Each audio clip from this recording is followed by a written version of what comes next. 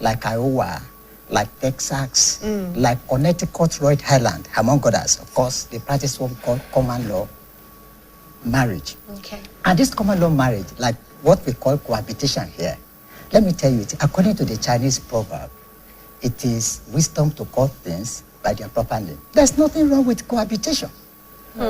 There's nothing wrong with cohabitation. Let us do the exegesis of cohabitation. What is cohabitation? It is not an English word. It is a Latin word. The word co means together. Habitare means what? Dwelling. Dwelling together. Husband and wife, they cohabit. Husband and wife cohabit. But they cohabit legally, though. No, I'm coming there. I beg to. Yeah. I'm coming there. You know, under Marriage Causes Act, one of the matrimonial causes relief, if there's a petition in the court of law, and the husband and wife, maybe they don't find, they don't get their bearing right, and they file a petition that, look, I want to leave you, I don't understand you. One of the reliefs the court will grant, we have 5 reliefs. We have dissolution of marriage, we have judicial separation, then we have what we call restitution of conjugal right. We have jactitation, you understand, and judicial separation. But I want to talk about restitution of conjugal right. Restitution of conjugal right is to the effect that the court will tell the 2 parties to resume cohabitation. The court will tell the wife and the husband to resume cohabitation, failure of which could lead to the contempt of the court. So what is now cohabitation? Exactly. Dwelling together of 2 people who are legally married. It depends on the context. What of those are not legally married? That is why we get it wrong. That is why it is wrong. So now they are not legally married.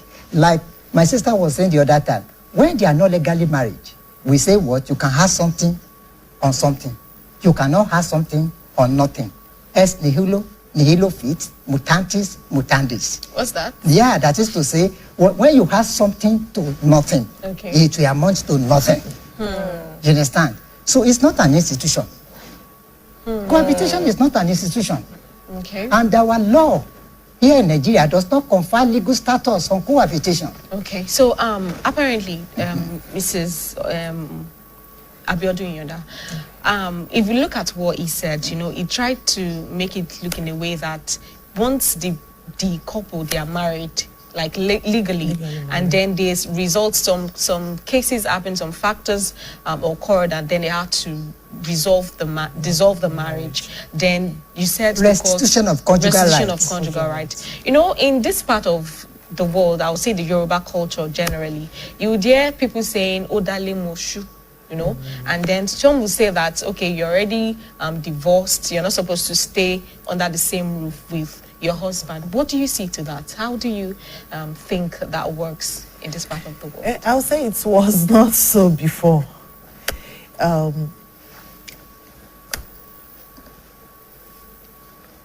What brings the separation? There is a way of making things look like what is not. Like marriage, every marriage has its own challenge. Sincerely, I believe that each marriage has its own manual. I can't look at my brother's marriage and say, oh, that is how mine should be. And that is where failure comes at different times when you compare. But in our culture, in this side of the country, we don't believe that when you are separated, you should still live together.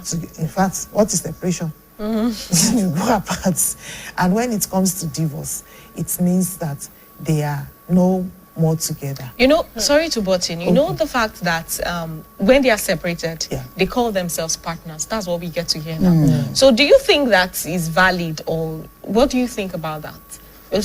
Barrister, you still answer that. Except when there are challenges of maybe violence, and they have to be apart. I believe the 2 individuals in a marriage should be able to resolve issues. And it starts, like I always say, that it starts from a younger age. Like when we were in school, I remember that in those days, we tell ourselves, maybe you are two in the room, that nothing goes out of this room, you know, younger ladies, and they will just tell ourselves that if I offend you, let me know. I don't want to hear it outside.